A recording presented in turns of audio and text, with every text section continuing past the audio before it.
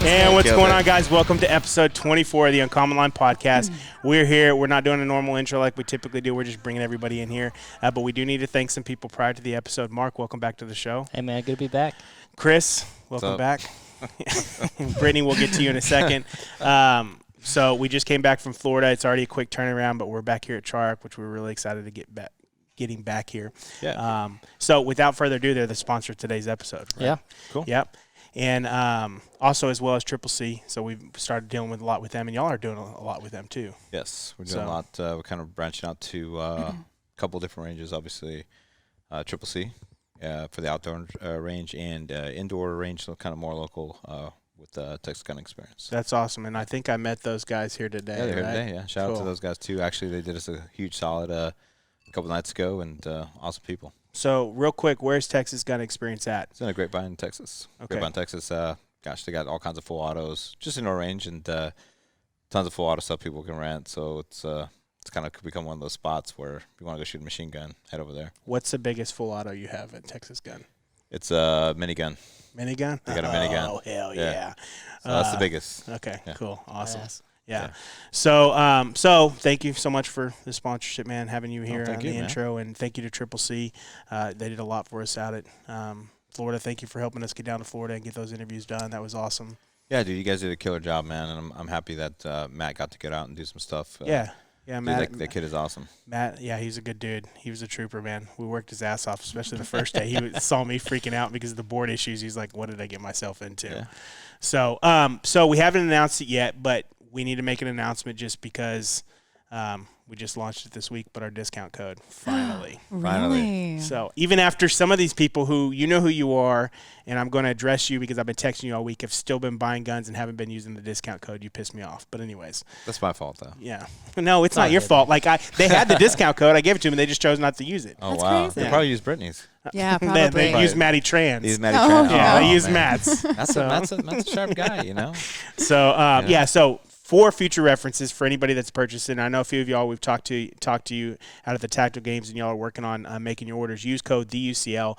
Brittany, you can also give your discount code. I was just going to say, and 0.5. Yeah. So whichever one you want to use, 0.5 let's just see better. let's just see how they fall. Let's see how the chips fall. So, but anyway, so let's get to it. Typically, we would break and we'd do a normal intro and everything, but we've got you here, Brittany Mae. Thank you so much for coming on. Thank you. Thank you for coming out.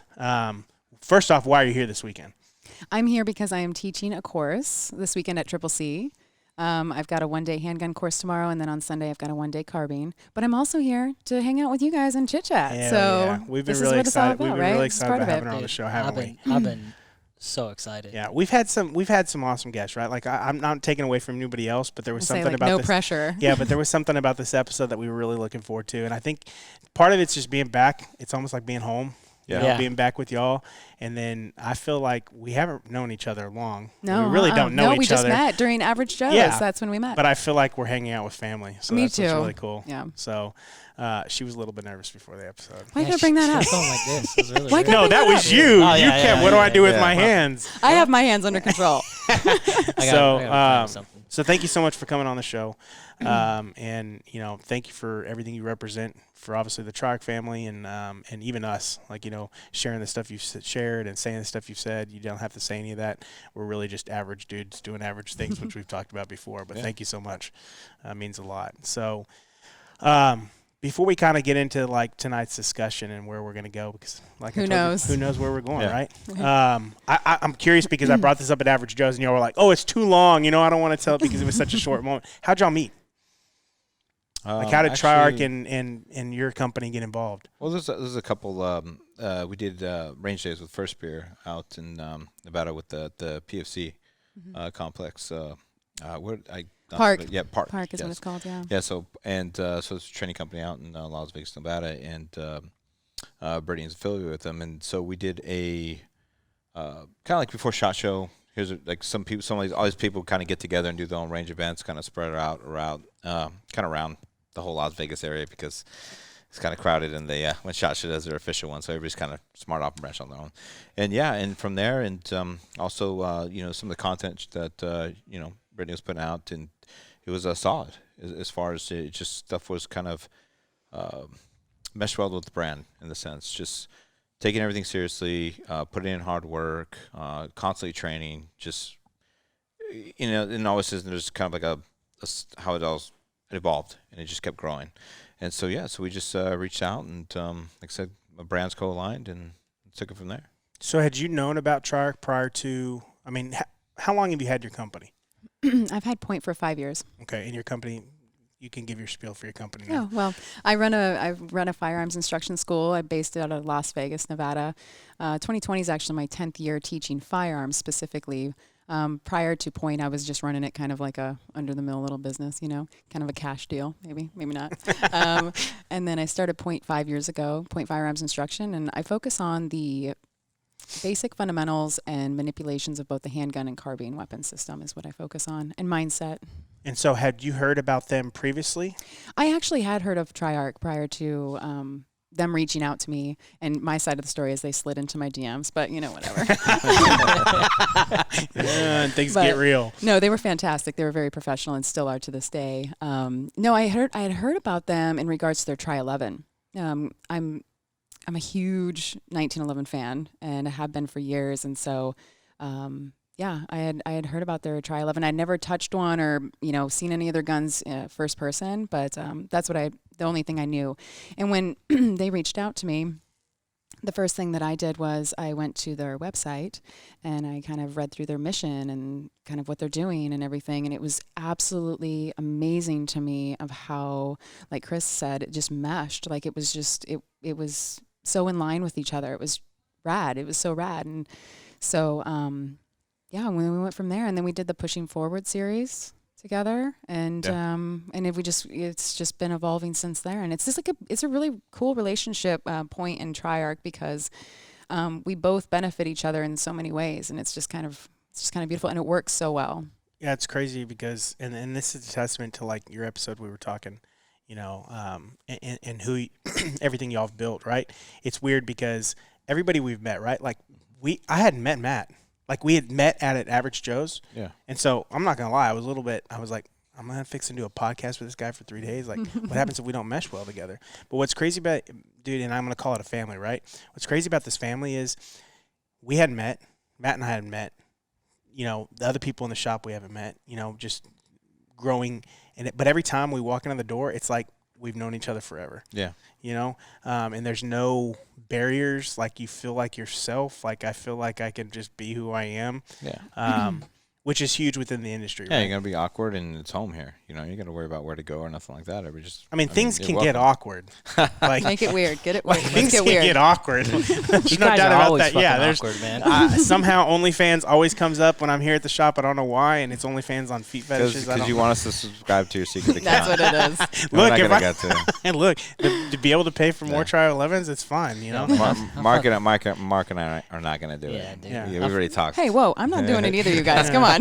Don't leave me out. I've fucking seen your feet, bro. It's weird, bro, because I've been snapping photos of your feet for like months now. Dude, that's a horrible idea. It's beyond a horrible idea. Okay, so a little bit about your back history, Brittany. So for the ones that don't know you, because we've got a lot of listeners that don't necessarily, we've kind of got a mix of listeners, right? Sure. That aren't within the firearms community. And so tell us a little bit about your background and how you've gotten to where what you're doing now. And then because I'm sure you'll reference as an EP, like what is EP? Oh, gotcha. So make sure you explain what that is for the people that don't know. Yeah, absolutely. Well, I was a gun owner.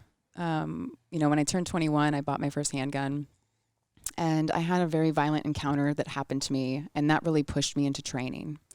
And once I sought training, I really started to fall in love with the idea of being an instructor.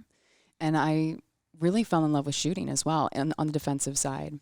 And I was really lucky to have a lot of fascinating, incredible individuals come through my path and be mentors of mine and take me under their wing and whatnot. So that was really incredible. I was a lieutenant on a protective force for the National Nuclear Security Administration as a contractor for a few years. And that's more recent. But it all ties in. So real quick, are those the guys that because I'm sure you've gotten it, right? 18-wheelers driving through the town, and they've got nuclear radiation on them, and we have to like block traffic for those guys. Yes, and that's it's us. always like super sleuth guys. Okay, cool. Yeah, That's cool. Yeah, Yeah. Anyways, that's part of us. yeah. So I got on with them, and I was a adjunct instructor for their training academy as well. And I've since moved on. Now I'm working in the emergency management world now as my Monday through Thursday job. But when I moved to Las Vegas, I really started getting, I worked executive protection a little bit when I was in California prior to moving to Las Vegas. And that's a facet that I really dove into pretty hard for a while. And you have to, just like anything you do in life, you have to earn it, right? You have to earn your keep and kind of get the good jobs by putting in the time, putting in the work, and putting in the effort. And so I really thought that was where I was going to go long term as a professional for a while, as I thought I would go into executive protection, which is essentially, safeguards and security work. So any kind of high vis or low vis, high net worth individual, and you're either protecting them, or you're protecting their family, or you're protecting their vehicle or their home, or all kinds of things. Like, I've worked so many random weird details that I can't even, like, I literally have been paid to protect a vehicle that was made out of clay that nobody could see. Like, it had to stay, like, there was one person that could come in the room, and that was it. And it's just bizarre, right? But you kind of work your way through that stuff, and you kind of build up on that ladder, and you get better jobs, and you get to work for better things and make more money and do that whole thing. I still do a little bit of EP work. I'll be honest. I haven't worked a detail in over a year, simply because of my schedule. I have that my regular job, and then working point's definitely my number one priority. That's awesome. Right now. So I haven't taken any details. I kind of got to the point where I was like, I'm snobby about them, like very picky about them. And then I was like, all right, I'm just not going to do that. So do you have your own company for EP, or you work for contractors? So currently I'm under 3 different security companies in Vegas that I could work for. We'll have to compare notes, because I'm with 2 that I've done some stuff for some Hollywood stuff, and I'm curious because one of them's out of Vegas, but we'll talk offline because I don't want to talk about it. Yeah. Sure. So what's interesting about EP, and just to hit on this real quick, because I found myself working when I've done some of the stuff with won't name some of the actors and everything, but mindset's huge, right?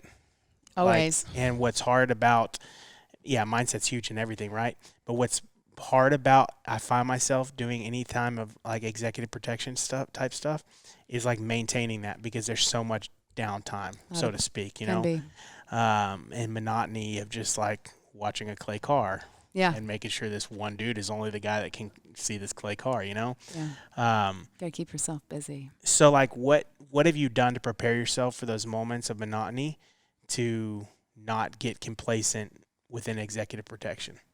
Oh, fantastic question. So I was one of those people that like I would do air squats. Like I wasn't afraid. Like I'm not kidding. Like I would often do things like that, even when I was on the protective force as well. I'd be that girl out there. I'd be doing air squats, push-ups. I read a lot. I love to read. Music, definitely. But constantly keeping comms with whoever else I'm on team with as well. Like that was always huge. Just checking in on people, even if it was every 5 minutes. And like I would tell them, I'm like, hey, listen, it's 03 right now, and this is the hour where I'm like failing out. So I'm gonna hit you up every 5 minutes, and I want you to hit me up every 3. And so we just keep in comms with people, and that would really help a lot. That's awesome. Yeah. You've done some stuff with SWAT, right? Yeah, we've done a few things with it. I've done one for a funeral, but I'm curious to see.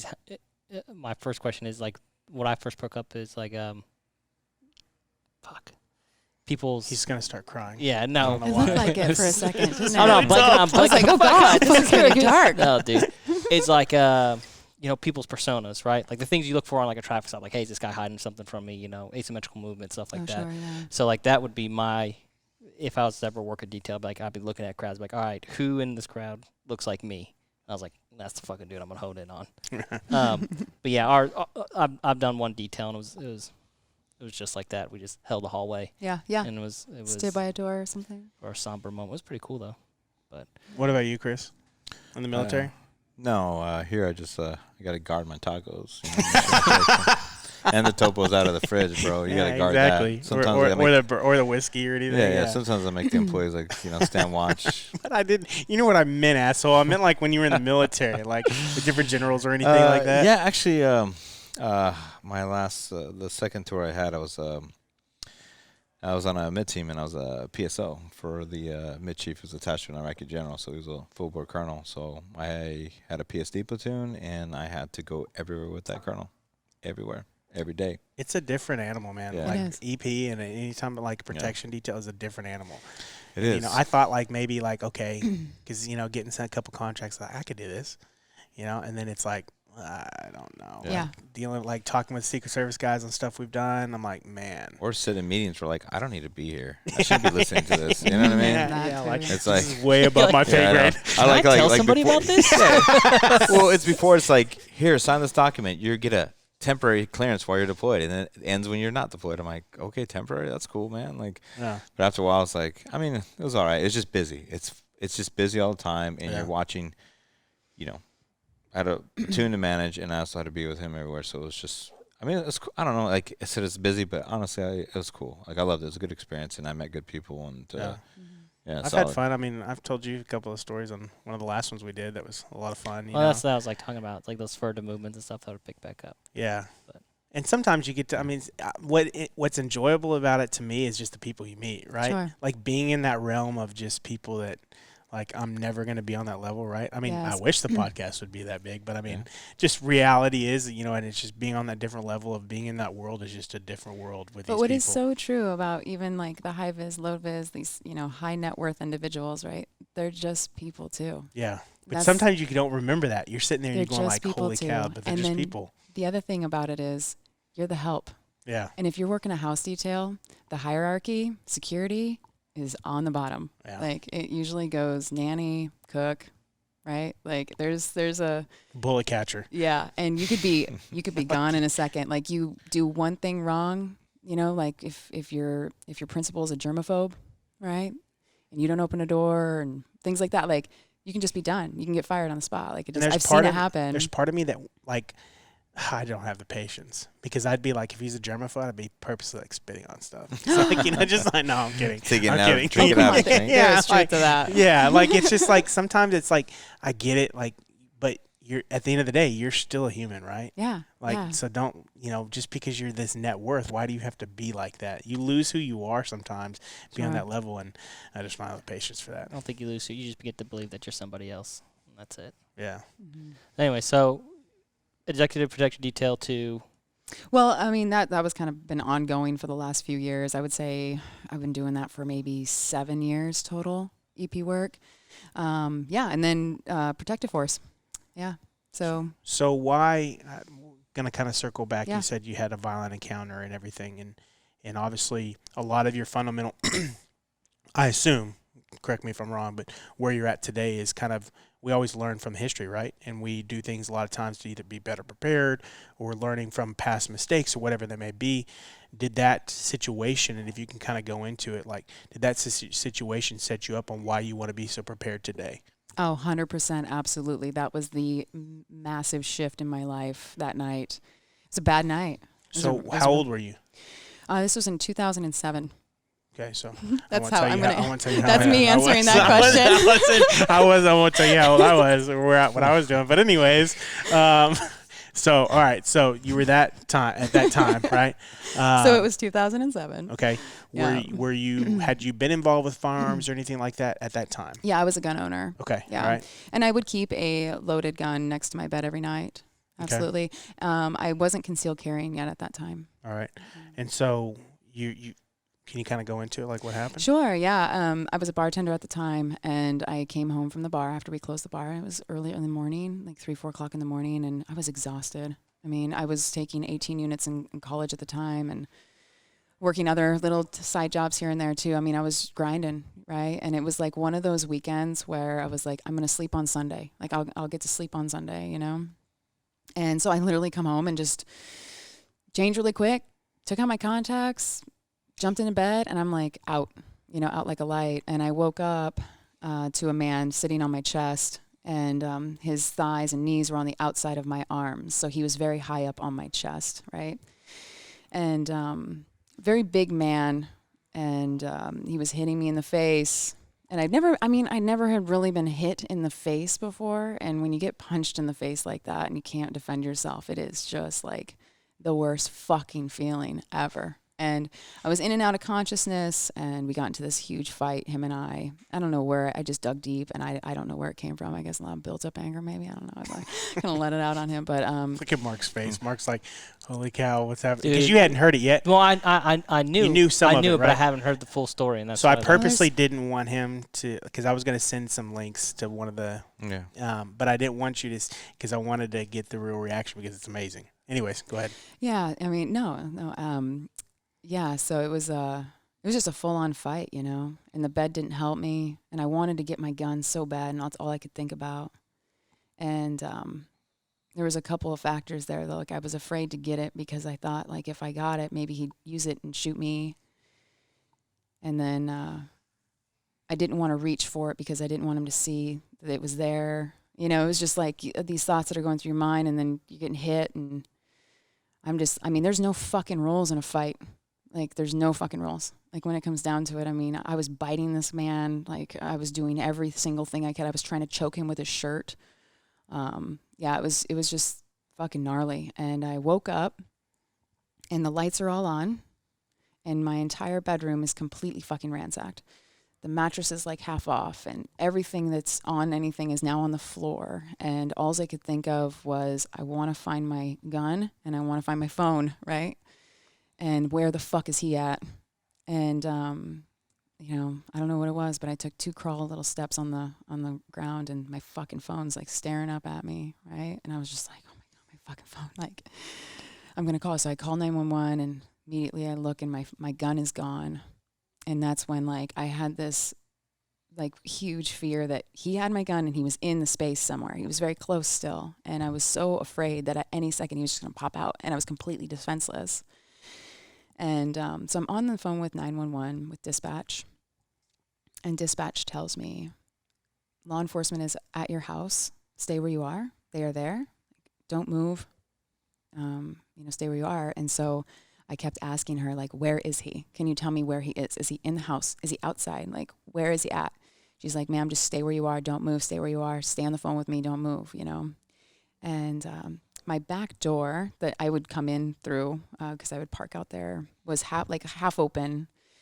And I really wanted to shut the fucking door because I was like, I don't want anything coming in here. I want to control this space and like lock this space down. And some shoes were in the way, so I had to like crawl up close to the door and kind of open the door slightly so I could move the shoes and then close the door. And when I did that, there he was, this man, probably 15 yards away from the door.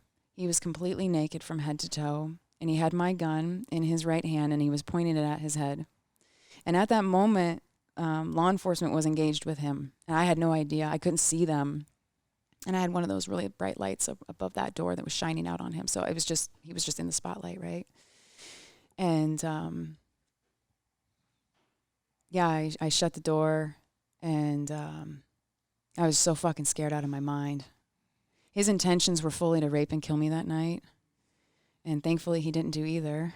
But the moment I saw him standing out there, I recognized him.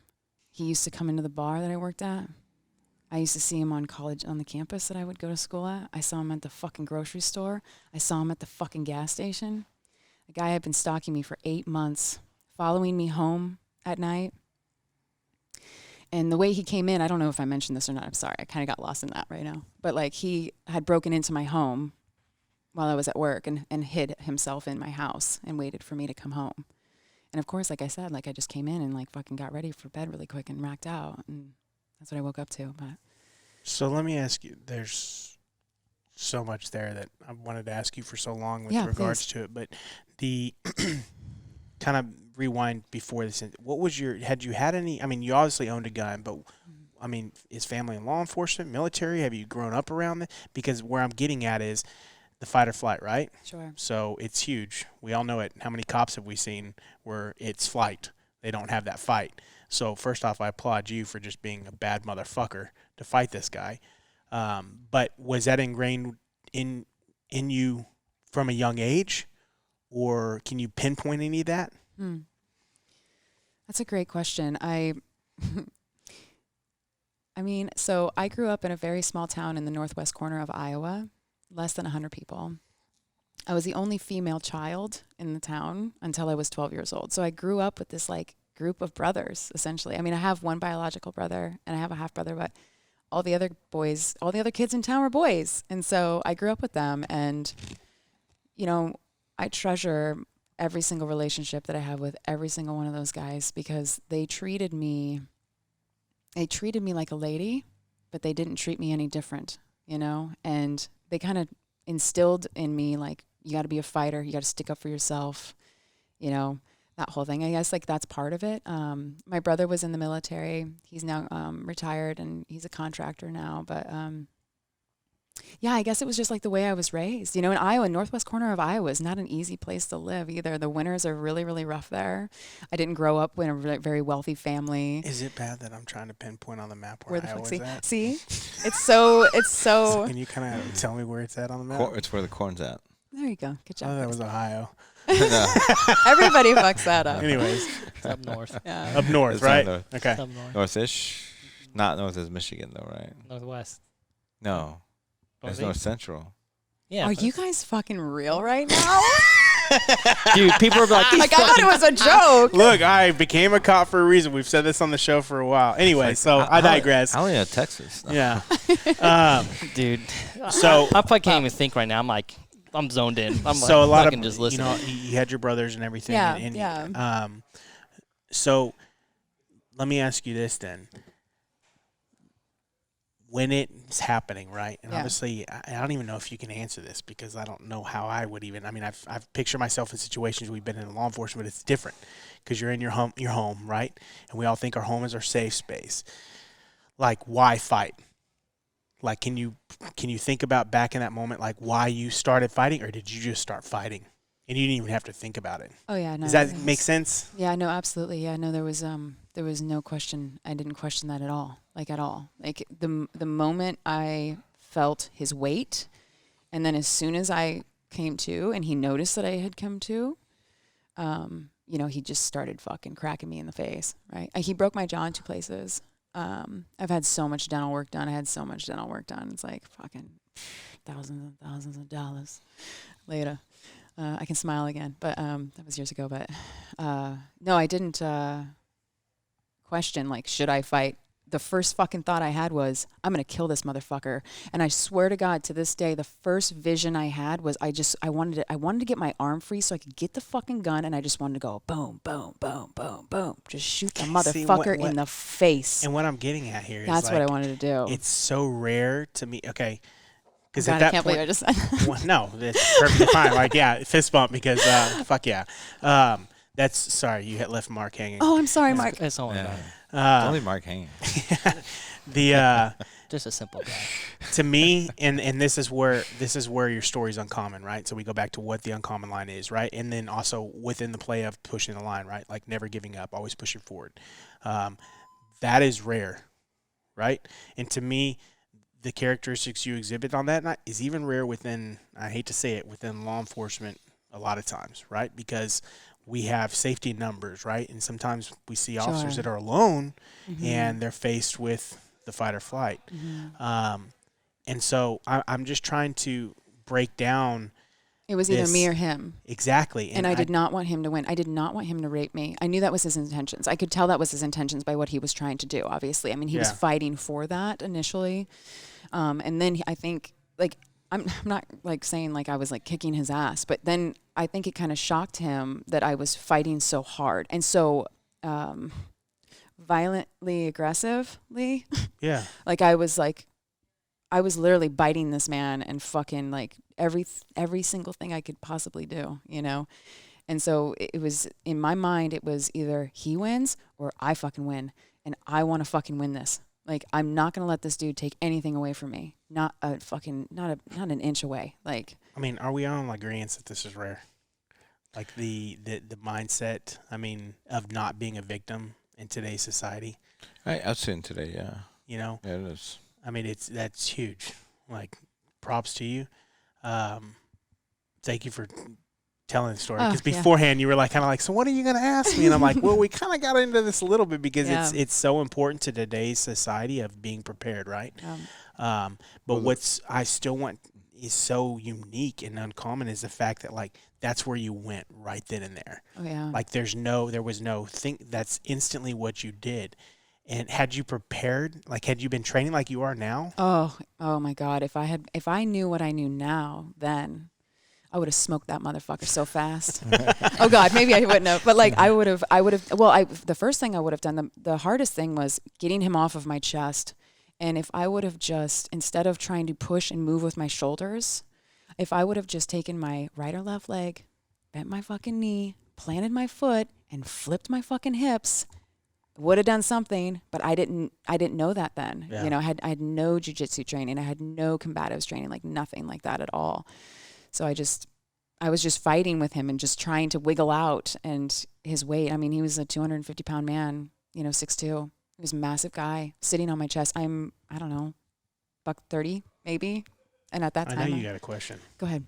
Oh no, man! I got lots of stuff. I can't. I'm like turned to this way. I feel Nah, bad. no, don't worry about me. I usually just listen. Forget we're doing a podcast. To be honest with you.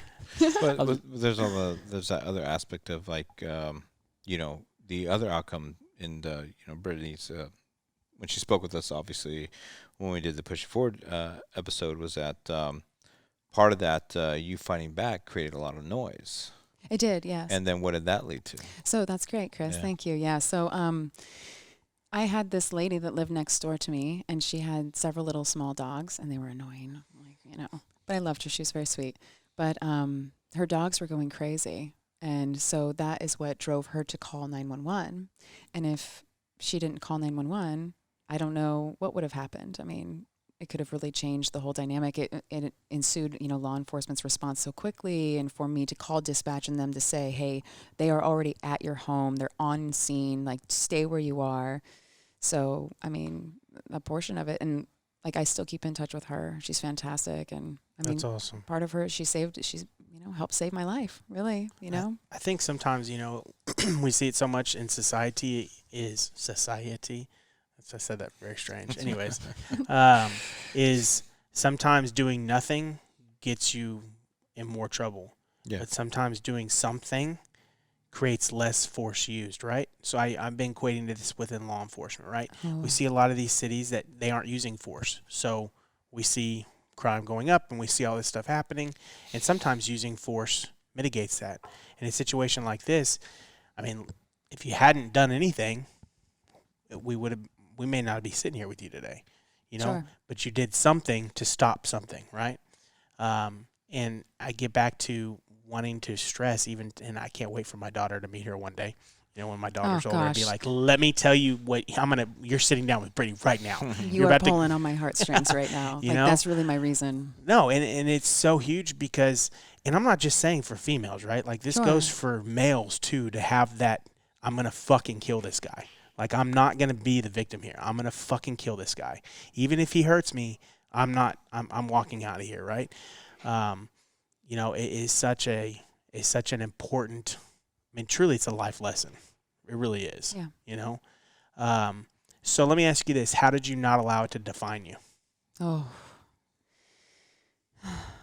I'd be lying to you if I said that it didn't affect me, and maybe that it still does slightly. That would just be a flat out fucking lie, and it's hard for me. Like, I mean, you guys kind of know me. I feel like I've known you guys for a long time, but I know we're still new friends. But I'm a very happy person. I'm a huge lover. I love people, and I love relationship, and so for me, knowing that such evil exists, right, and that I came face to face with that, like, it was really hard for me to accept it for a while. And, it's always the aftermath. It's always the hardest part, right? Nobody fucking talks about it. And it's interesting because the last 3 years since I've done the Pushing Forward series, this is the most I've ever talked about it. It happened in 2007. Like, really? my close friends know, my family, my close family knows, but like, yeah, I mean, it was kind of like, I just figured it out on my own, I guess, you know, and just kind of pushed forward and kept going. And there was a lot of dark times. Not going to lie. There's a lot of dark times, and it took me a long time, and still to this day, I have a very hard time trusting people. Very hard time. I mean, and I don't think that sounds very extreme. I think that's a lot for a lot of people, right? Like I'm just being really raw right now. Like, I haven't, because I haven't even gone through what you went through, and I don't trust people. Yeah. You know. But you know what it has done for me as well, and right after it occurred, it was incredibly hypersensitive. And it actually has benefited me, like in the EP world and just in general too, just me protecting myself and my family and my own world and what I do every day, right, is very self-aware. Like I look at people in the eye, I smile at people in the face. Like I want them to know that I fucking see you, you know? Whereas prior to that, I should have taken notice of this man. I should have known that it was weird that I saw him so regularly, so many places. But at the same time, I was still living in quite a small town. It was like 3,500 people, but I grew up in a town from less than 100. I knew fucking everybody. I knew their uncles. I knew their grandmas. I knew what everybody drove. So like that was norm for me. So the aftermath was long. It was a long, hard road. And it, that's when I really just leaned on my close family and friends, and they helped me get through that. And there was days where they would like literally come over and be like, "Get the fuck up. Yeah, we're not giving up on you. Let's go." Well, that's the reason I ask you, like, how you don't let this define you, because to me, and I'm not going to even try to put myself in those shoes, right? But you try to take some positive out of something, right? Sure, like it shaped you in a way where you're hyper aware, that helped you with what you're currently doing and in your EP and everything. And so you try not to rely back on that one moment to define who you are for the rest of your life, but trying to shake it, but also learn from it, right? Mm-hmm. I think sometimes people may have trouble finding the positive, which may be learning lessons. Mm-hmm. And how long did it take you to then start applying that as learned behavior versus I'm not a victim here? So in my experience, it's a choice. Everything is a choice, really, right? And what do you mean? You choose if you are going to allow it to, if you're going to allow yourself to be a victim, or if you're going to allow yourself to be a person who had a fucking shitty night, right? It's a choice. Like, it's that simple. And it's not an easy road to get to that choice and to make that choice, but you have to make that choice. So I decided, I was like, I don't want to be a victim. I don't want to sit here and say I'm a sexual assault survivor or whatever, and I'm not downplaying that title by any means, but I had a bad night. I had a shitty fucking human being come into my life, try to fuck up my world, all right? That's what happened. And so I used that to motivate me to push forward so I could be a better, stronger woman, so I could protect myself, my family, my friends, and all of that. So I just started taking all of that negative, dark energy and like pushing it into, all right, now I want to get fucking training. I don't want to be a gun owner anymore. Now I want to be able to use my tools. I want to learn how to use my body to manipulate somebody else's, even somebody that's your size or Chris's size or your size. Why is she laughing right after she says your size, you're fat. Like, Chris's size, in shape. Mark's even better shape. So I was halfway through that. I'm like, I'm fucking this up right now. Anybody who's big, strong man, people. Okay, she's big, like, strong. Anybody as big as you, Brad. Then she looked at me. She's like, "Fuck you." I could take you. Yeah. Oh gosh, I could take you. But anyways, yeah. So it's just a process, right? And you just got to make that mental choice and decide that you're not going to be a victim. Dude, holy shit. I love that you brought up the evilness, because all evil really is fucking cowards. But I love the fact that if there's one thing that I think we can really push out to people is that there really is evil in the world. Like bad dudes, bad people that want to do bad things to you. Yes. And the problem that we see is they're like, well, if I just let this person do this bad thing to me, then like it's gonna be over with and they'll go away. Like, no, man, that's not how it fucking works. Like, you want to stop a bully, you fucking punch him straight in the goddamn face. And then, like, for me, I started following you way back when. Really? Yeah. Okay. Oh, like long time ago. Okay. like when I first started policing, like 5 years ago. Rad, Yeah, that's rad. yeah. So like I and it was just like anything else, like the beautiful thing of social media. Like Sure. yeah, the feed popped up. It's like, oh man, check this out. And then you were fucking smoke checking stuff, and then it was badass. And then I just liked your content. I was like, follow. This is cool. But like especially I would say for my realm, like growing up with the amount of family that we had, and with Jessica leading our family too, like, and then her being a cop, you know, like she was my idol. Like to be a good cop was her, Right. and she had the same mindset too as well. I was like, man, if we were getting in a fucking fight with somebody, I was like, Jesse's on my side. Like she might not be able to fucking throw blows, but the blows would come first, you know? And it was like the initiating start, like boom, like she would throw it.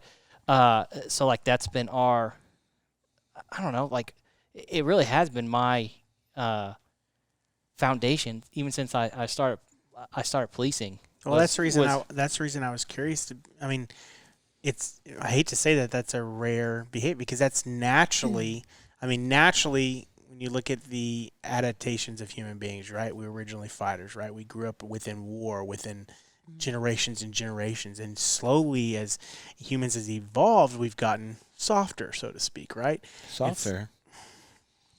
Like right? Physically or mentally? Like squishy? I think both. Squishy? I think yes, check all up. And so it's like that's why I was trying to pinpoint, like, man, something in the core of you need more.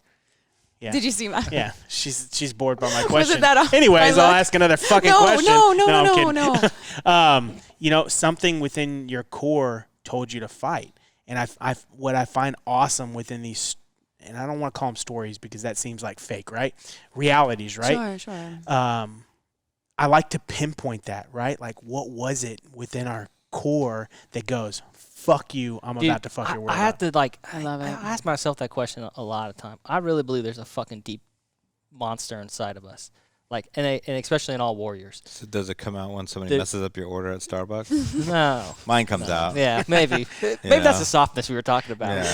I said 2 extra scoops of matcha. But you know, like, especially with us being cops, and then even in the policing realm, like everything's always in check, right? Like the thing that separates you from the bad guy is that like you fucking check yourself at the end of the day, right? You're smart enough to know like, hey, when this guy's done, and like we're on top of him, like, can I smoke check him? Like, yeah, everything makes me want to smoke check him, but that's not the thing, right? It's like, all right, cool, security's in place, secure him up, and then he has to go do his civil process. But when you're in a fucking like knockout fucking fight, and like you realize like there are no rules in this, like that's when that fucking beast comes out. And, like, that's, like, an experience there where, like, okay, like, there are no rules. So what do I do? Like, do I just be like, okay, there's no rules. Like, this is too much for me. I give in. Or do I go, oh, fuck yeah, the beast is fucking coming out. And you do exactly what you do. Because it's so funny because that's how we grew up. It was like, hey, if someone touches you, grabs you, like, you fucking bite. You scratch. Yes. You try to choke them. You rip a fucking ear off. You break a finger. You claw their eyes out. Exactly. Right? And that's the thing. That's what we tell even like cops on the street, dude. If you're gonna fucking knockout, drag out fight, especially with us trying to be getting fucking assassinated every other day, like fuck yeah, dude. You fucking get into that fight and you fucking do everything that you possibly can. If you can't get to your belt, okay, you got the 2 greatest fucking gifts right here. You fucking rip that person's nose off. You claw their eyes out. You rip at them. But like that's the reality of like the evil. Like that evil exists out there. That is a true fucking thing that exists.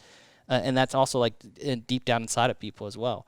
And it's like we just live in a time where like, oh, well, like that's only in movies. Like, no, motherfucker. Do you know how many fucking times I've been to houses where I found girls just beat to a fucking pulp from their boyfriend? Like you got like horror stories, you know, or actual girls who are fucking rape victims that in their front fucking yard, you know, coming home from like a shift and stuff like that. And those things burn in my mind. Like I think about it and I get fucking pissed because you're going through like, if I was fucking there. Oh, God, if I was there, I wish I was there. Right. I fucking wish I was there because it would have been a different outcome. And let me ask you this, Brittany. Oh. Did you use, like, moving forward, you know, people use things to propel themselves forward, right? And whatever they're doing, you know, if they've got a goal to accomplish. Did you use anger? Was it drive? Like, what? Like, what did you use? Because it sounds like it was almost a motivation for you to be better and to be more prepared, right? And so what was it, the anger? Was it all of it? Did you use any of it to move forward? Yeah, I was really angry. I was really angry at him for a long time. Actually, it never went away. Just a couple months ago, gosh, I'm trying to remember the summer. Not that long ago, he committed suicide, and he killed himself. And I'm still a little bit angry at him. Yeah. And even for that, But Well, I totally agree because it pisses me off when they take their lives. 'Cause it's like you took Yeah. the easy way out. You want to be this Billy badass, but you want to fucking take the Coward. wuss out. You're Yeah, a coward. dude. That's all the evil. All evil is cowards. That's it. And you want to stand up, and you want to stand up to it. You fucking punch it in the face. But the most motivating part of it for me was the feeling I had of feeling like, yeah, it's hard for me to even say this, like the feeling I had being unprepared for that situation and accepting that really bothered me. But that's what's crazy. Like, I don't see that as being unprepared. I mean, I was. Okay. I should have. I mean, gosh, I can. Here's one little detail about that night that really bothers me. This will never. So when I came home in California, there's these gates, right? Common back gates, and there's a hole through the gate, and there's a string that comes through the hole, right? And you pull the string, and it lifts the latch, and then you can push the gate open. Or probably out here too. I don't know. In Texas, I don't know. Very common in California to have a gate set up like that. It's Okay. just padlocks. Yeah. And, okay. You guys have padlocks. And We don't whatever. lock anything. And when I got home that night, that string was pulled through that hole, and I couldn't get it. And I'm not that tall. I'm not short either. But I couldn't reach. Like, I had to reach over again on my tippy toes, and I had all this shit in my hands. And it was very odd because the knot on that rope was way big, and there is no fucking way that it could get pulled through there. And in my gut, I knew something was wrong. That's crazy. I'm like, this isn't right. Like, what the fuck is going on here, right? But guess what I did? I opened up the gate. I went inside. I got ready for bed. I didn't walk through my house. I didn't even go anywhere in my house. I literally went bathroom, bed, out. And I'm so, oh, God, I fucking knew. Like, I knew. Like, that was not right. There was something wrong about that. I should have investigated that. Today, something like that happens to me. You would have cleared the entire house. Yeah. Well, and that's Anything's off. I'm like, that's whoa, what whoa, I'm- whoa, whoa, whoa. That's what I'm getting at. And I get back to my original question. I mean, I don't know why I'm trying to. Oh, thank you, Val. Here she is, guest appearance on today's show. Last 2 ice cubes out of the freezer. Lead slingers We have blood slingers. and 4 roses. Do you mind if I try that one? No, go ahead. Snake eater? Can you bring the snake eater over? So, Leatherwood Distillery, Nashville, or outside of Nashville, Tennessee. I forget the little town. I don't know. It's fucking badass though.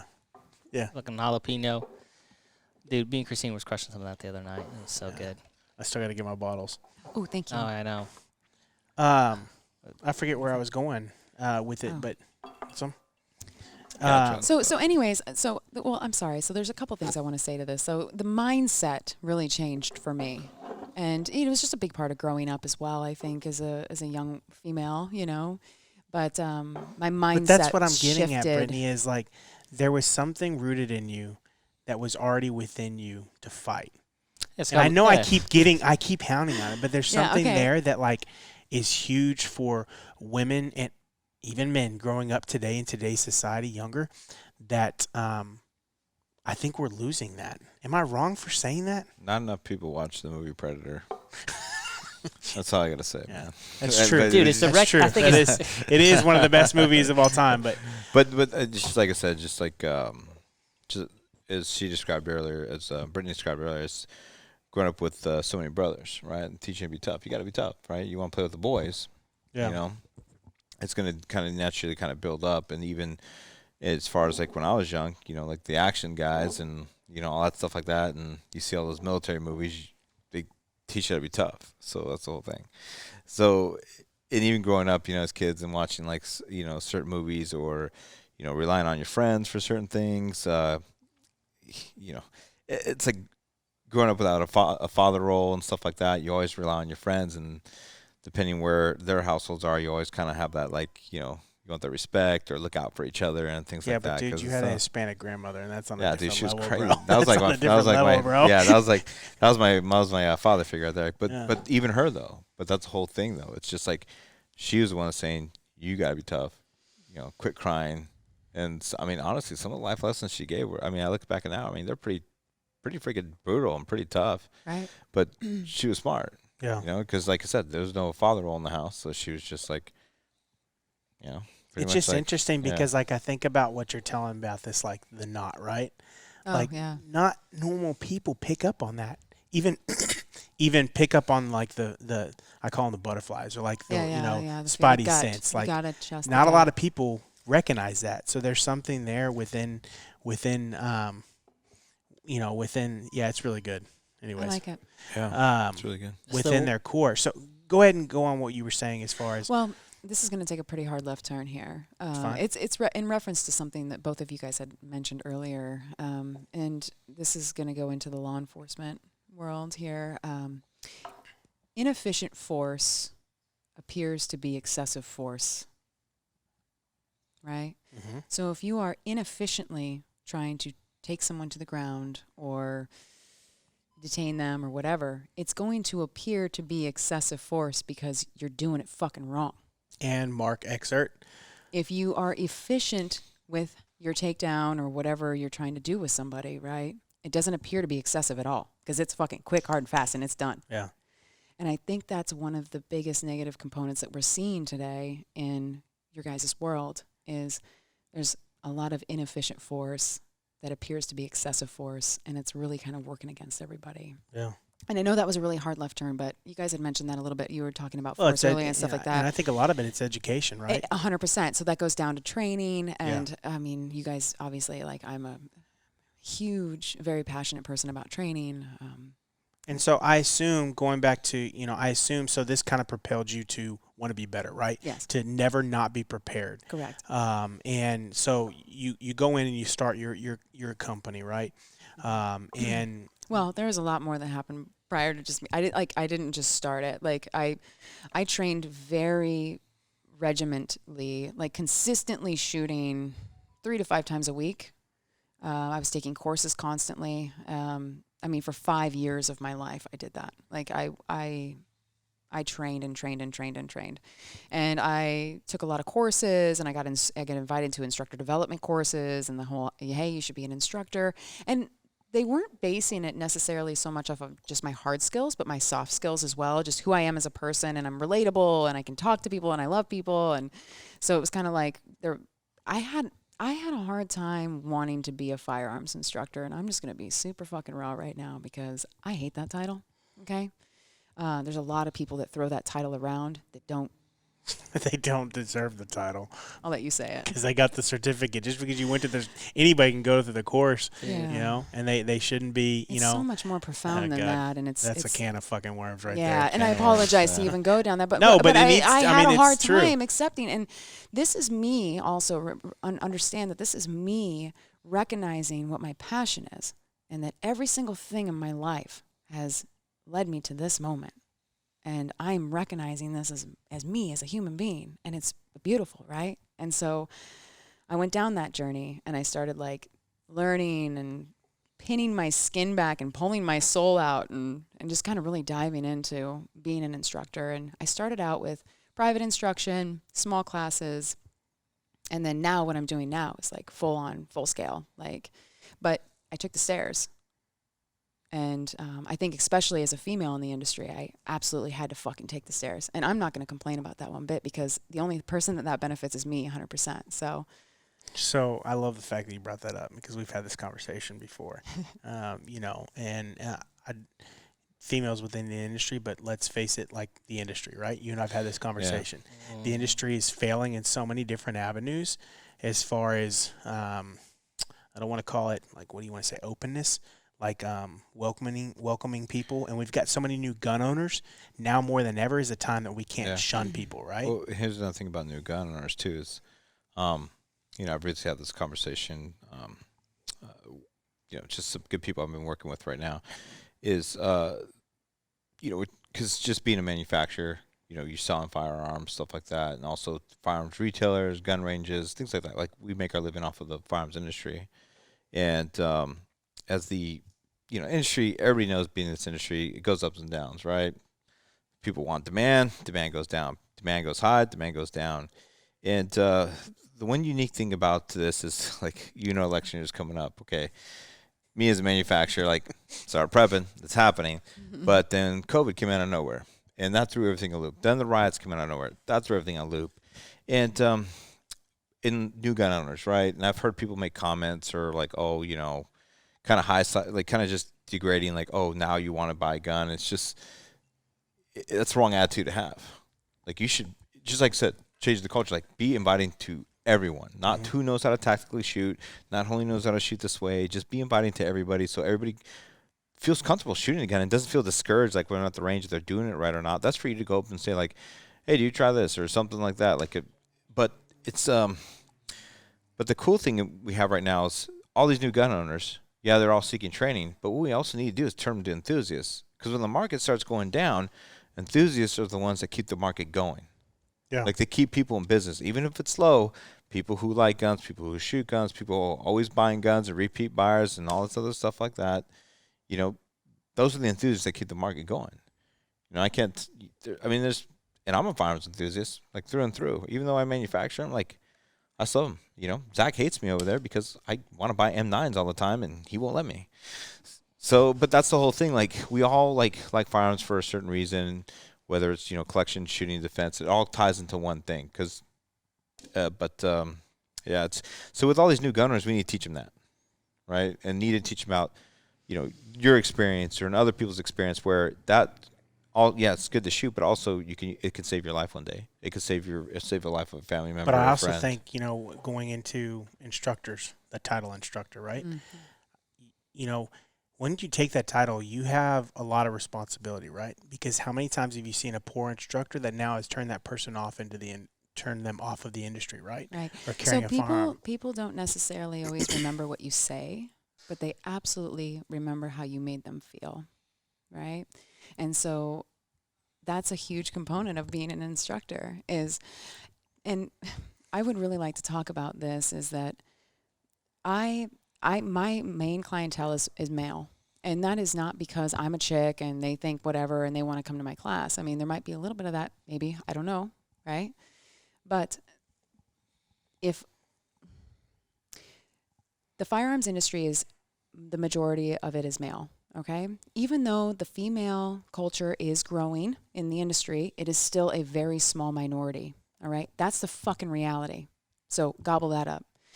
But there's other parts of the culture that people are missing. And this is where I know everybody has this love-hate with social media, and so do I, and I understand. But there's this artist that I follow, and if anybody follows me on Instagram, you guys know, like, I love art and I love music. I'm always posting that shit in my stories. And if you're annoyed by that, I'm sorry, but whatever. Yeah, get over it. I can't help it, okay? Yeah. But there's this artist that I follow on Instagram, and I've been following him for a long time. Very, very, very popular man on Instagram as an artist. And I've shared his images a couple of times, and he wrote me and a direct message, and he said, I'm a gay man, and I've always wanted to be able to protect myself with a firearm, and I haven't bought a gun or sought training or anything because I'm a little uncomfortable with your culture. And when I saw that you were liking my art and sharing my art, and I looked at your page, something about you made me feel a little more comfortable about kind of reaching out to that. I've had 3 private lessons with him via Zoom since then. He's purchased his first firearm, That's awesome. and it's so beautiful, We're just 2 random people in this world, but we have the same intentions of wanting to protect ourselves and protect our families. And I was able to make a connection with him and provide him with what he needed and make him feel comfortable enough to reach out to somebody and actually have that conversation, So I don't know if that was a massive tangent there, but No. That's awesome. I think it's not anybody specifically. It's everybody. Everyone. Just fucking open the door to everybody. Who the fuck cares? Yeah. And it comes And an down to armed something society is the best thing that Exactly. it benefits all of Especially us. especially nowadays, And it goes back to what we were saying. I think before we started the podcast, being true to who you are, and not changing who you are just for a brand or whatever it may be. if we change one like our thing with starting the podcast, if we change one person, right? The one person we've got a message from, one of the guys, 25-year cop, and he was like, thank you so much. I just promoted. Cool. Successful. Sinestos. Yeah. So, successful. Love that guy. Like, we've done what we came to accomplish. If I can change one person, because what's that one person going to do to impact other people, right? Sure. Which is huge within the industry, because I should open up a can of worms right now, but just because I was wearing a Triarc shirt the other day down in Florida, I don't know if you've heard the story yet. No, I haven't. Anyway, so Did you get beat up? no. Like, where you from? We just didn't get approached, right? We just didn't get approached, right, by some other other manufacturers and everything. And I'm like, what happens if I was just a guy that was just wearing a shirt, right? That was looking to buy a gun, and I was just a dude wearing a shirt, right? And you just didn't want to talk to me just because of the brand I'm wearing is maybe a competitor, right? What if I was that one person that was ready to make that decision to save my life and buy and purchase, and I chose not to just because of the way I was treated, right? That's the industry standard right now. Yeah. And the problem is there's not enough people that are wanting to change that standard, right? And be open-minded to whoever it is coming in to train, right? So my question and my follow-up to you is, within this male culture, right? Let's call it this bullshit male culture, whatever you want to say it is. Okay. Obviously, you're a lot more badass than a lot of other males, okay? But you're fighting that every single day, which I don't understand. I don't get it. I'm not one of those my wife was a way better cop than I fucking ever was, and she's just badass. And I see a lot. I'm not saying you see a lot of my wife, but you get what I'm saying. Like, they carry themselves the same way, the characteristics. Which attracts us to it as well. Because this is, again, it's home, right? We were talking about, hey, this is home. This is somebody who understands that warrior spirit. But I don't see you, Brittany, and we don't know each other that well, and I'm just from the outside looking in. Sure. I don't see you changing who you are just to meet this male standard, right? No. And so what do you do to compete that? The moment that I stopped explaining myself is when I realized that people would only understand based off of their own perceptions, okay? And everybody here has their own backgrounds. They were raised, and I think being in a male-dominated industry, every man has a father and a grandfather, and all of that culture and all of that family, like all of that's passed down, right, in their own perceptions. And so I'm not going to change who the fuck I am because of what you perceive of who the fuck I am. This is who the fuck I am, right? And the only person I have anything to prove to is myself, right? So that's kind of that, really. Being a female in the industry is not easy. And there are very extremes that I come across. And I'll be really honest with you, and this has been like a win for me over the last couple years, is when I first started out, it was much more extreme, the comments that I would get. And I'm really hoping that I'm like putting my shoulders back and scaring the fuck out of these people so they're just not saying shit to me anymore. But I don't know maybe what it is, but like I get less and less and less of that every year. Like I really do. So do you think that's because we're slowly breaking the stigma? So I want to talk about just a couple of one of the like extreme groups that I come across, right? So my favorite one, let's start with them. They're my silent like supporters. Like they're guys like yourselves that are out there and working in law enforcement and things like that. And I do take my social media platform seriously. And I mean, I know, again, love, hate, blah, blah, blah, whatever. But like I have people who DM me like regularly. And it's very positive and grateful for what I'm doing. And I mean, I'm just a girl out there shooting. This is me. Like this is just what I do, right?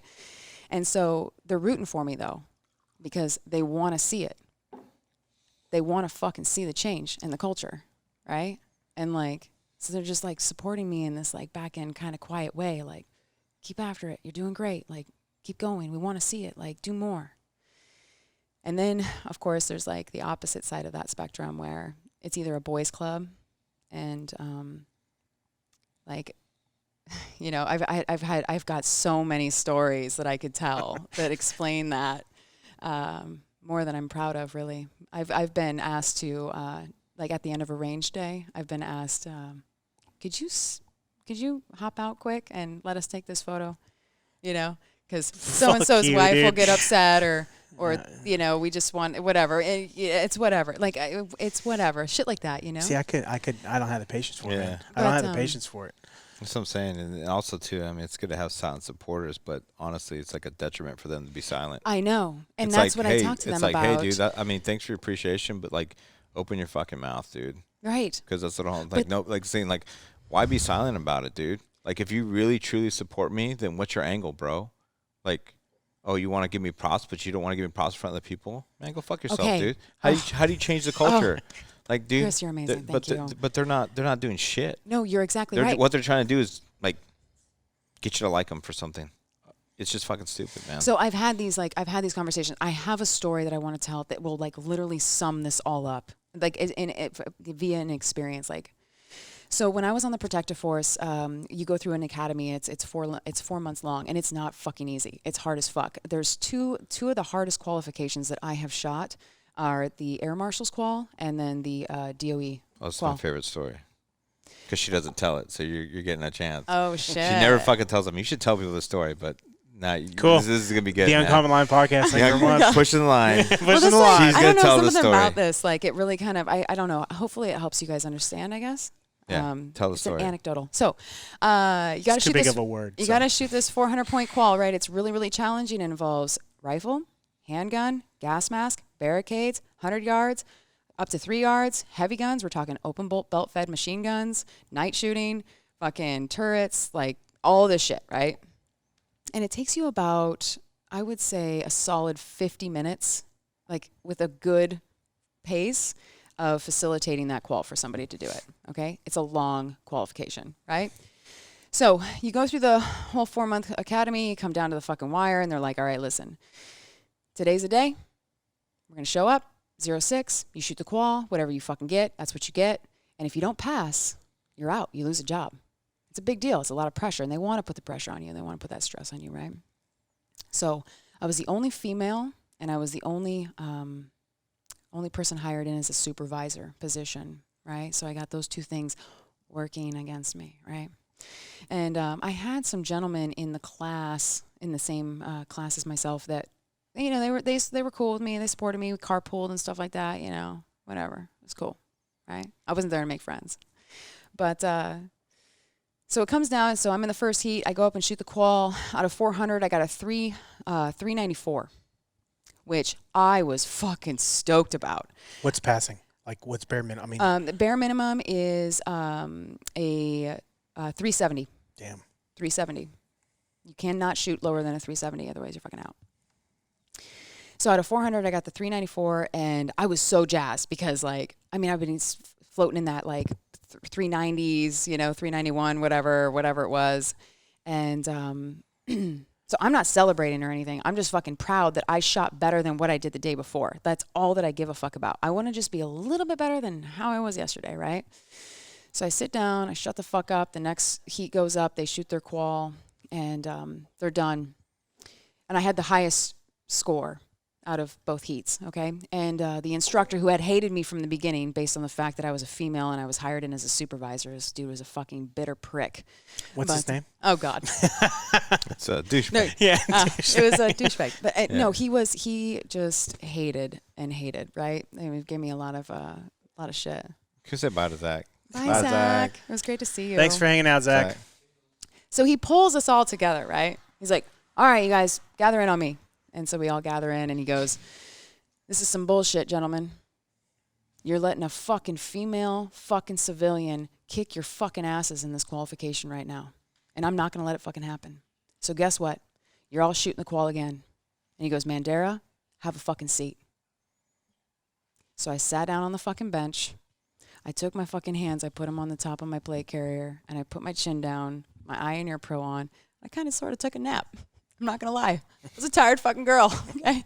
And at that point, all I knew is I had a job, I passed the qual, I don't give a fuck. I don't give a fuck about Top Shot, right? Not a big deal, don't care.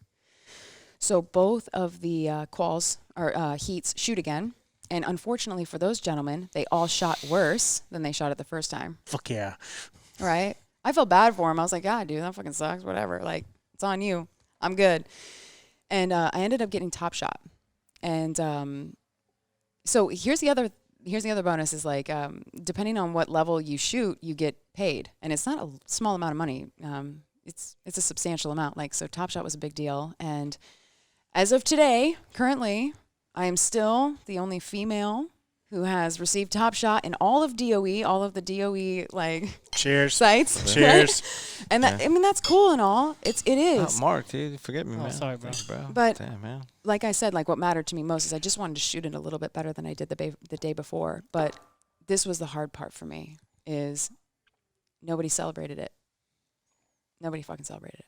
Those dudes that I thought were my homies that I carpooled with, they sat there, eyes forward, didn't fucking look at me, didn't say a fucking word to me. Like, Dude, it was like that. You know what I'm saying? And it's so weird for me to like. for me in that moment, though, I was like, like I honestly, I was like, fuck it, I don't care. Like, I just don't care. Like, I got Top Shot, I got paid, I got a job, like I'm good to go. What really hit me hard was the next following morning at muster with the rest of the pro force. It's already working in the field, right? So we arrive at muster, and they announced that I got Top Shot, and I was like, I was not expecting that. I was like, whoa, shit, you know? And these fucking people who don't even know who I am, don't know me at all, haven't sat in a classroom with me, haven't seen me on range, do not fucking know me at all. They all cheered and high-fived me and gave me fucking hugs, and they were so enthusiastic about it. They're like, holy shit, how badass. You're the first female to do this. Like, you're fucking dope. And for me to come into that culture with that credibility, that is what really helped me have a successful career with that protective force. That's what allowed me to go firearms instructor school, which was not a privilege. It was, you fucking earned that. And heavy weapons instructor school, which was also earned, not a privilege. Like, you were selected, you know? And so it really kind of set that tone. And for me, all of the might behind that was, I want to change this culture. I want to change the fucking culture. So I take, you seem like a person that uses stuff as energy to move forward, right? To push forward, right? Like, I kind of talking a little bit about it, like beforehand, using the anger to push you forward and to keep moving on. Situations like that, like I would have trouble being who I am, not using that to like become better and to change the culture, right? Do you feel like this is a battle that is getting worse or better? And that you're having to fight more? Is the battle started in 1880? It's fucking 2020. I'm bad at history, so what happened in 1880? 1880, like, dude, look at overall history. Look at Annie Oakley, for example. Have you ever read her story? So, yeah, well, I'll tell you a cool story afterwards. Okay. But, yeah. So she's incredible. Incredible story, right? And, gosh, I want to tell her story right now, but I won't tell her story right now. But, like, 1880. So, okay, I want to tell this one part of her story, all right? I'm sorry. So, okay, she was married to a man named Frank Butler, and Frank Butler worked on Wild Bill's Buffalo show, right? And they were overseas. And Frank's partner in his shooting extravaganza with the horses and the trick shots and all of this, Frank's partner had gotten very, very sick. He was another man, male shooter, and he gotten very, very ill. And he had propositioned Buffalo Bill and said, hey, listen, my wife is fucking badass on gun, dude. You need to get this chick in the show. People will love it. Like, do it. And Buffalo Bill was like, nah, dude. We can't fucking have a chick out there shooting. Are you crazy? People will fucking think we're nuts. Like, no, right? So propositions him a couple more times. And finally, the show starts to decline, blah, blah, blah. And Buffalo Bill's like, fuck it, dude. Throw her in there. And guess what she does? She goes out there and she fucking performs, dude. And she nails it. And people just love her. So at the end of Buffalo Bill's Wild West show, there was 2 top earners in that show. Do you know who the number 1 earner was in that show? Annie Oakley, dude. She fucking killed it, man. Yeah, she was a beast. She was amazing, right? And that's above Buffalo Bill, like, as far as, like, earning goes. So she just absolutely killed it. Like, but again, here we are, 2020, and for some fucking reason, it's still a goddamn big deal for me to shoot fucking guns. Yeah. Well, and we've talked about this. We've talked about this before. Like, what drives us nuts is, and we've talked about it with our own brands. Like, I'm never going to use sex to sell, right? That's never going to happen. That's a great topic. We're never going to have that on the podcast, right? I mean, I can go and find any girl with tits, any dude Y'all have a good one, guys. Any girl with tits or any dude that's a good-looking dude and put him in front of a brand, right? And probably get a bunch of likes and get a bunch of followers, right? But can I put that guy behind a 2011 and have him, or a girl put him behind a 2011? They actually shoot that shit? No, most of the time, no. They're using sex to sell, right? And I think that's one of the downfalls we're seeing within the industry is relying solely on sex to sell your brand, right? This is the low-hanging fruit, bro. Yeah, exactly. It's a very simple mindset. Yeah, and the reason why it's a low-hanging fruit because there's no effort put into that, into thought process. No thought process into like your demographic. No thought process into marketing strategy. I mean, does anybody even be trained What's in the marketing? mission? That's the whole thing. Yeah. Like, what's that's the the whole fucking thing. mission? It's just a low-hanging But fruit, it's such bro. a detriment. It's such a detriment to the industry, and even. Okay, well, but I'll say this. All right, so I do not disrespect any woman who is out there being paid as a model to do No, what she's doing. I'm not saying that either. Or whatever, right? But you have to understand, again, this is a male-dominated industry, just like the Harley industry, Harley Davidson, right? Like car industry, right? We've all seen the calendars. It's the same shit. What Yeah. calendars? Chris, you've seen the calendars. The 25 ones that are Where sitting in there's your like a office right yeah. I don't There's have any like- calendars, bro. Yeah. the one that's got What hearts day on is it one. today, bro? I don't even know, man. Dude, amen I to got your that birthday. question. I What got your is birthday today? heart. Yeah. I really don't know what today is. No, I'm not saying I'm not taking away from No, like I'm not. if you were proud. I mean, Right. look, I support that, right? But I think that we're taking away when we just and it's not just females. Like I'm going for the dudes too, yeah, okay? No, 100%. But I think we're setting a standard within an industry that we're making it the sex before the industry. Does that make sense? Sure, That's and I what you're guess saying. like what bothers me the most is when anybody is a part of anything and their mindset is not to improve that or to take that to another level. When your standard is to keep it where it's at, fucking do the usual, right? Okay. So what good are you bringing to anything? Yeah. Like put in the effort, bring it up, level up. I wish That's what everybody was matters. as badass as Brittany. Oh God. So let me ask you this, Chris, to ask you a question. Like, she's got a great, an incredible, right? I'll call it testimony, right? Don't say anything, Brittany. No, an incredible testimony. Like how long, what's awesome about y'all's brand and what's awesome about establishing relationships, right? We've talked about this, right? Money second, friendship first, these things organically happen. These relationships organically happen. You didn't know any of this prior to establishing a relationship, right? No. With her. No, So- it's basically her presentation as far as like the way she shoots. Just like I said, the representation. It was just it was clean, and then her mission was very direct. As far as like why she shoots and how she does it and stuff like that. It was just very direct. So I mean that was kind of like what takes notice and just leads from there. And when it comes to conversations and things like that too. That's awesome. Yeah, because shit, man. That type of training and that type of skill set is just kind of needs to be promoted, needs to be out there. And yeah, it's not a lot of it out there, man. It's weird, like even if you say the word gunfighting, like that's like a big word to say, right? People have a hard time. And when I give my briefing prior to my courses, I talk about gunfighting, right? And that's essentially what we're doing. Yeah. That's what I'm teaching. Yeah. That's what I'm training for. I'm training for that. But even today in this culture, like it's hard for people to accept gunfighting, Yeah. Well, and It's no different than fighting. It's just, no. now there's guns involved. And let's face it, like it's becoming more prevalent, right? Sure. Gunfighting is becoming a standard within society. Within, we see some of these cities, these are legit gunfights, right? Yeah. And we don't want to call it gunfighting, but that's what we're doing at the end of the day. And along with that gunfighting, to me, before your abilities to fight with a gun comes mindset. Absolutely. And mindset's such a huge thing. It's everything. And I think it attributes to like what we've talked about with you on today's episode is mindset, right? And I go back to what we asked you in the beginning, right? Like mindset's been a part of your life, obviously, whether you knew it or not, being where you were when everything happened that night, looking at the gate and seeing those things, that's mindset. Fighting that night was mindset to where you are now, building a brand that's built with mindset. If you had to go back and tell yourself something the day before that situation or that night of that situation, and it had to do with mindset, what would you tell yourself? Well, at this point in my journey, I don't think I'd change a fucking thing. Fuck yeah.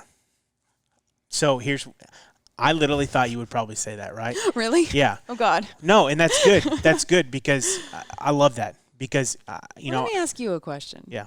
All right. Do you feel as though if your shoes... I don't like being interviewed. Do you feel as though as if your shoes were untied, that it could cause you to lose your life in some capacity? If your shoes were untied. Mark's shaking his head. No. I would say no. You don't think so?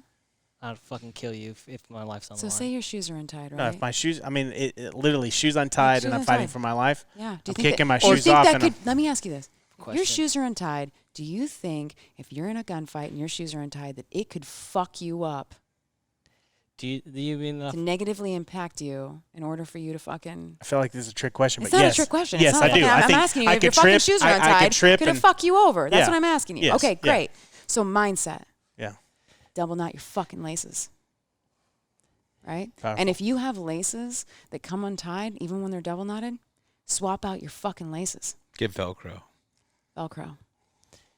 Sick. That's what Chris wears. You Chris got wears cro- those and- The little Velcros. light ups. And you Chris got, wears Crocs, and honestly. you got to Come cross on the right now. Velcros, bro. You got to cross the Velcros. Dude, but I think what you're talking about is like That's mindset. Yeah, like when you go out, like when you get dressed today, like do you think about your shoes that you're gonna? Because I do. I literally like thought about. I was like, man, if I put these shoes, like what Yeah, shoes do of I want to course. wear today? Can I run in these? Yeah, that's the As exact a same. female, I was that's a like, question that I can have I, for I have myself. like 3 pairs of Can shoes, I- dude. Yeah, Can I if I I just wear have, like, if I wear 8 these pairs of shoes like Vans and and we all get the into same. something like while we're driving up here, right? Like I don't know, we get some fucking crazy. It's like can I fight in these? I literally thought about that today. I know How exactly does what he that get is. that 5 o'clock shadow all the time perfectly? I don't know, but this is like 2 days, so this is like 2 Yeah. days of 5 Yes, o'clock yeah. shadow. Listen, double knot your He's fucking like, laces, he's no. okay? perfectly put together. Double knot today. your He's like, laces. this hoodie, how would you never wanted to like walk down a runway and look hot? He's hoodie, man. you Things know? just got really weird. Dude, what is going? No, I totally agree. And the reason I love the fact that you said you wouldn't change anything, right? Something that something I've been talking about lately is I think in America we're getting in this habit of like erasing history, right? And Oh, God, that's a terrible. That sounds like Yeah. nails on a chalkboard to me. Exactly. Like, what? and sometimes like why change history? Let's learn from history, Yes, right? absolutely. Everything. Positive things can come from history, even if there were shitty things, right? Yes, no, And absolutely. so that's what I take away when you say like I wouldn't change anything, right? You know, like because there's many people I judge their mindset on what they say they would change, right? I wouldn't be who I am today without that experience. Exactly. And, And, even I though don't it think was any of fucking us, you wouldn't be horrible- who you are without your Right, of experiences. course. You wouldn't be, I wouldn't be, you know, right, wrong, or indifferent. Sure. Right, Yeah. wrong, or indifferent. We wouldn't be who we are. Adversity builds character. Exactly. Bad choices make great fucking stories. They do. They do. They do. That's a joke. And I'd also go Don't make bad choices. too few go through actual adversity and choose to overcome it. Like True. I think a lot of people we get into this aspect like, oh well, like this is just what happened to me, and you play the victim mindset instead of actually overcoming it, because overcoming it's a fucking tough road because there's no one else to rely on but yourself, and it's a daily choice to do whatever it is that you want to overcome, and then eventually you just get forgotten about. First you're like, oh well, that sucks, and they feel sorry for you. Then it's like, oh well, why are you trying to change that? Like somebody else's problem. And then you're like, no, dude, it's like you said, it's a fucking choice. And then eventually you just find out like anything else, it's a lonely fucking road. And so when you're It on that is. lonely fucking It's a road, very you lonely road. you start looking around and go, who do I have to rely on? You're like, I'm gonna fucking rely on myself. You're Exactly. like, where's it come from? You don't even fucking know. You're just crawling.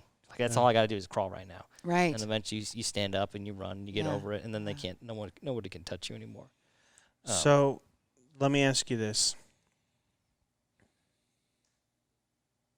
Well, that's a topic for a different time. We're going to What do something. you want to know? No, we're going to come out. We're going to go out to Vegas. We're going to visit Brittany, and we're going to talk about some other stuff. But within the industry, and if you're facing, and I'm sure you get this conversation a lot within your, I assume people that go to your course, first time gun owners. Like you have people that are like, no, not all of them. No. no, but I mean, you do have some that are Oh first time yes, gun owners. absolutely, yes, 100%. So if you are in a world where we've talked a lot about preparedness today, right? Mhm. Whether or not we've actually called it preparedness, we've been talking about a lot of it, mindset and everything that's happened and being prepared. And what is your message to that person that's wanting to go out and be better prepared today? Like, what would be your main message to them right now in this moment of like, I want to be armed, I want to start protecting myself. Take it seriously. Like, people throw words around like they're fucking nothing anymore. Some of the most valuable and cherished terms that we have in our language are fucking thrown around like they're meaningless, you know?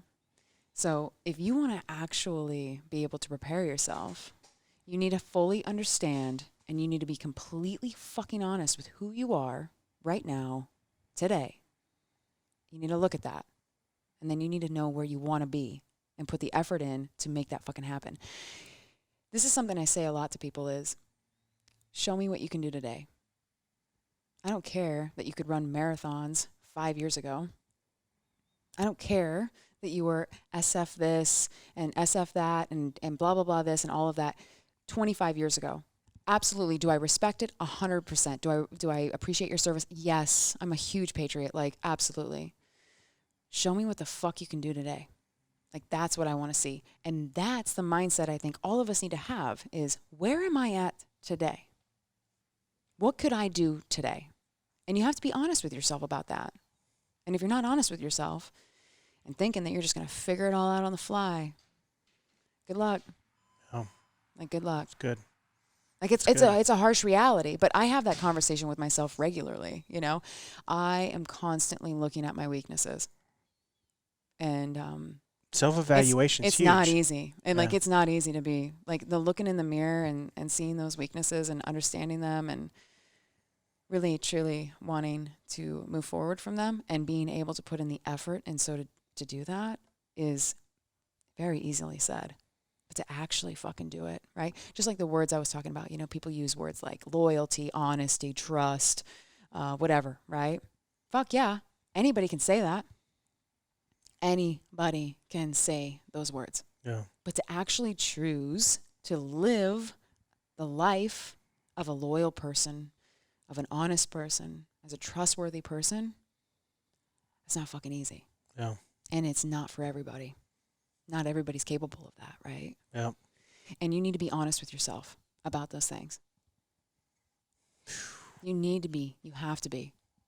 It's good. You can't go anywhere without it. You can't Yeah. go anywhere without being fucking honest with yourself. Yep. And I think a lot of people really struggle with that. Yeah. I think that's a huge issue nowadays is people don't want to face the mirror and go, okay, what do I need to fix within myself? They want to fix everybody else around them. And Yeah. good luck. Good Right. luck on your little journey Yeah. if you want to fix everybody around them. Sure. So you know what to ask her. Oh, God. Ready? I'm ready. I don't know, maybe. She's already looked up what she's No, going to no, ask. Oh, wait, No. wait. So in today's world, we see so much commonness, right? What does being uncommon mean to you? Or what is uncommon to you? Okay. So the number one thing that I try to do is I try to leave everything better.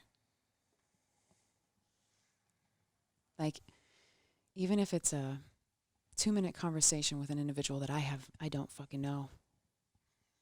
Or a smile at somebody like in an aisle or something, you know? Like, leave everything a little bit better.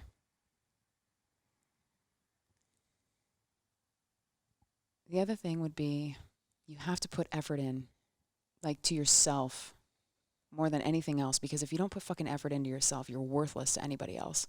And I understand being a selfless leader and being a selfless person, because I am one of those, but at the same time, if I have nothing to fucking give, I can't be selfless. Like, you have to put effort into yourself, and so that you are capable of providing for other people, right?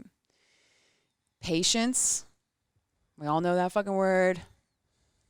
Man, taking the stairs is not easy. Yeah, but I want all my likes right now.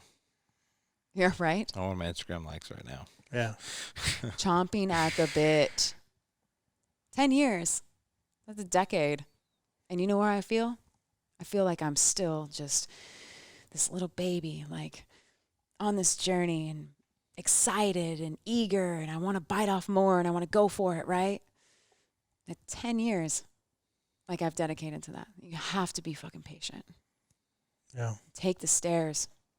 That's good. I like that. That's what I've taken a lot away from the day, but I think you've hit it several times. Take the stairs. You know, Take like the stairs. a lot of times the harder way you gain more, right? Because if we're equating it to like taking an elevator or take the stairs, you know. I've got one more. Go ahead. Don't be afraid of anything. We are here for such a short period of time. We really are.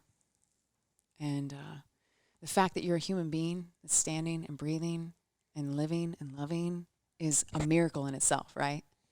Like, this life is just fucking like, you have like 1 in 4 billion chance or whatever the statistic is. I don't remember. Okay? So what the fuck do you have to lose? No. Do what the fuck you want with it. Don't be afraid of anything. Don't let fear hold you back from what you want to fucking do. Like, life's way too short and it's way too precious, and nobody knows the outcome, and you have no idea how much time. Everyone walks around here like they're like, oh, well, I've got 83 years. That's the average. I got 83 years. You don't fucking know shit. Yeah. And you don't get to decide, just like the bad guy doesn't get to decide, or the bad guy decides, right? Looking for vulnerability and opportunity, right? So don't fear anything. Fucking live your life. Like, Yeah. do what you want. Leave it better. Put in fucking effort. Be patient. And don't be afraid. Brittany Mae, everybody. Don't be Brittany Mae, afraid. everybody. Take the fucking stairs. Take Yeah. the fucking stairs. Well, anything, dude? No, that sums it all up, man. It's pretty good. That was really good. Yeah, no, it was. It's funny because we talk about where we were going to go with the episodes. You know, it's like, so you asked for, it's like, what kind of questions? I'm like, well, I kind of just leave it open, kind of see where we would go, and even then, totally different than where I thought we were really going to end up, and that's what's awesome is just like, I learn more through organic growth than I do sometimes like through planned stuff, right? Sure, Because of planned stuff, course. I know what to expect, and you don't have to think about things a lot of times if you know what to expect, right? There's one more thing that I would like to say. Good. So I am so incredibly grateful for the opportunities that I've had, and Triarc is a huge component of the biggest opportunities that I've had. Like I mentioned earlier, that there's a lot of give for both Point and Triarc to each other, and like I am so incredibly grateful for my relationship that I have with Triarc, and that they reached out to me, and that this is happening and things like that. So I'm just, man, like, life is so fucking good. Yeah, we're in the same boat. I mean, it's just amazing. Like, It's rad. I didn't think we were going to be here doing an episode with you, and it's just kind of grown, and it's a testament to the brand, man. Like, I was talking about somebody messaged us after the tactical games. I was like, look, if you had issues with your gear at the tactical games, hit us up. We're going to get you hooked up with the right company. And I found myself like talking nothing about the guns at first. Like, it was just all the people, Yeah. the mindset, Yeah. and what behind that. And what is going on? I don't know. They're like, I don't know what's going celebrating. on. Anyways, people were more, and then I got into like, okay, let's talk about fucking badass weapons, right? Like how they work and how they, how many rounds I put through my guns and everything. And the people were more like, well, what do you mean by mindset? Start asking questions, and like that's a testament to the brand and the relationships that we're building. That's what's more important, because without mindset, like, can you, what is this without mindset? You know? Exactly. So that's awesome. Brittany, thank you so much. Seriously, Thank you. Great conversation. Like, I could continue on for 2 more hours. And there's so much there that's just like, Dude, I swear to God, I forget I'm on a goddamn podcast sometimes. I'm just like, I listen so much. yeah. I know it was weird, like having Matt like really asking questions on the podcast, and then Mark's usually just like, Dude, I get it, golf, bro. But no, seriously, Brittany, like, truly keep doing what you're doing. Like, don't change anything.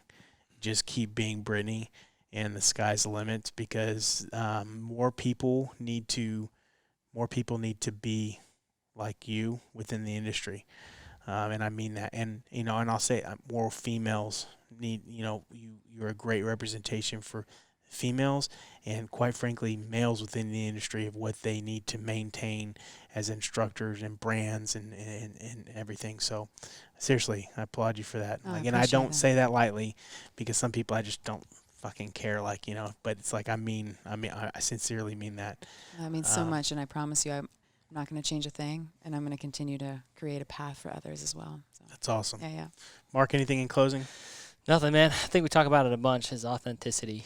I think for me, especially when we get to do this, is I look at it as like, man, are there people that we go fucking hit a room right now that I know they're going to take care of their stuff? It's not like it's not the talk. It's like, hey, if we're getting ready to go hit a room, are these people going to hold up? And like that's what I find and I see it in you too.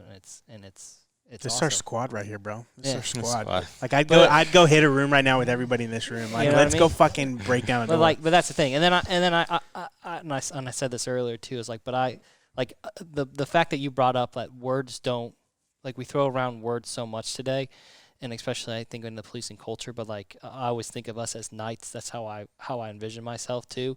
That we're all fucking knights and we all come from a different kingdom, right? But when we all come together against our round table, like we're all subject matters in our field of expertise, but like we come together for this same purpose and mindset. And then we go back to our kingdoms, we learn a little something there, but we're still running that how we get to run. So like when we get to do this, like the Pushing the Line series, like it's like a new knight from like a new kingdom, like coming out here, and I get to learn something. And I'm like, this motherfucker slays goddamn bodies. And like, it gets me like pumped up, but it inspires me to go back and like and to continue doing like, hey, like it's validation, right? It's validation. Like I am doing this. Like the deep dark moments we're talking about, or you're crawling by yourself. Like all right, like keep going. Like that's what I need. Like just keep fucking going. Keep doing what we're doing. So I love that you brought that up, and like I always say, man, I fucking love learning. So thank you so much. I appreciate it. Yeah, thank you. Chris? Man. Time. There's always time. That's all I got to say right now. Is, time to improve, like I said, time to be better than what you were the next day. And it's like you have plenty of it. It's just never too late to just what we do here as far as, what our guys do here. It's just adversity, man. All the times where it's very tough. People go through struggles in life, people who have, whatever type of adversity they face in life, whether it's emotionally, financially. I mean, you got to put in the effort. You got to work hard. You got to do the thing to overcome, kind of cut the anchors that are keeping you from climbing that hill fast. But, and this especially for us over here, man, we're all working towards a goal. We're all working together. And it's not easy. Because if it was easy, everybody would do it, and that's the fucking truth, dude. And you hear it as kind of like a laxadays phrase, but it's the reality. But It's not easy. It's not easy, and as I tell my guys here too, it's when times are tough and you're tired, and we're doing these long hours here, revel in it, because the opposite side of that is that one time where you get that joy. It's worth 10 times to the tough parts. Yeah. So you just kind of got to remember what it's all worth and what you're going to get on the back end. Well, I think too many people try to make it easy. They try to make it easy, but when you accomplish that mission, because if you have that goal and you accomplish it and you set forth and you do it, it's the greatest fucking high in life, man. That's all I got to say, dude. So, and going back to adversity builds character, man, because once you make it through that one challenge, you're there to teach somebody else to get it through theirs. So, yeah. It's awesome. Time, man. Brittany, where can we find you? Tell us about your company. Let everybody know where they can go follow you. Yes. So I have Instagram at Brittany Mae, BrittanyMae. All right. I've just recently collaborated both of my accounts, so it's just Brittany Mae now. No more Point. It's just a lot easier for me. Point was my favorite. Just kidding. Sad. Such a dick. Wow. So no post. I was like, sad. And then my website, pointfirearmsinstruction.com, and that is where I will have all of my courses listed that you can sign up for, and any social media stuff or YouTube videos that I've been focused on. I've got a couple more of those coming out, and then my own Brittany Mae on Point YouTube series is going to start blasting in January of 2021, so that'll start kicking off. Release party. No. Yeah, let's do it. there's In no Vegas. Listen, like, in it's, Vegas. Yeah, release party. Pool party. Oh, God. No. Yeah, pool party. Release pool party.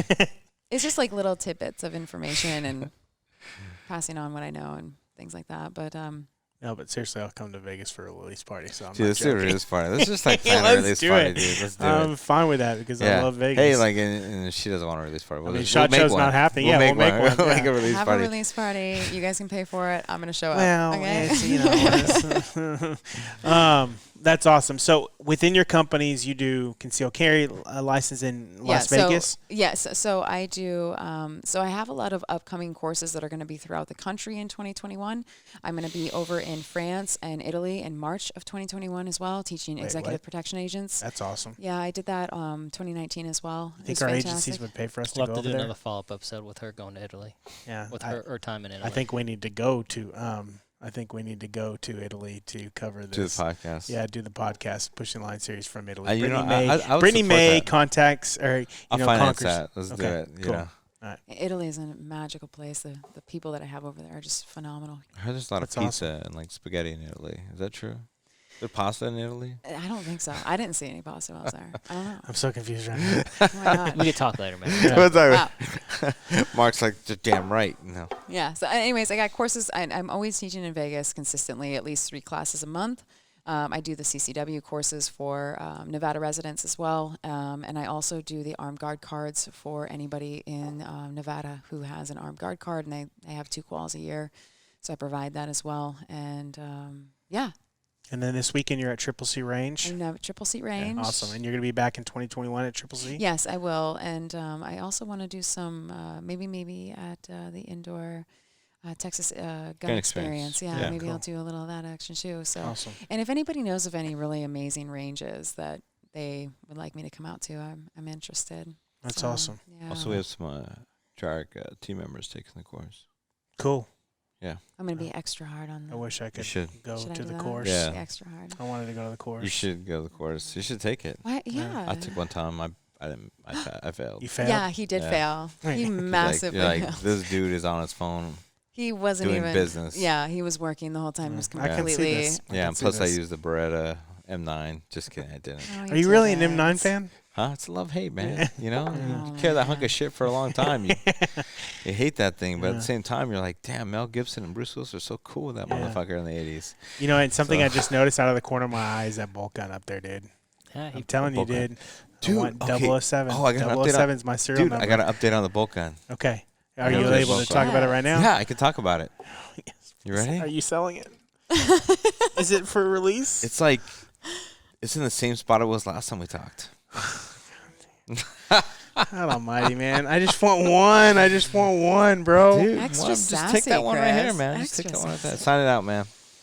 Sign it out. Wait. What's Like wanna sign it fuck out with it right now. I permanently? wanna feel the Cool. trigger on it Y'all really heard bad. it, bro. Y'all heard it. Y'all heard it. All right, Why guys. That's the one that doesn't shoot.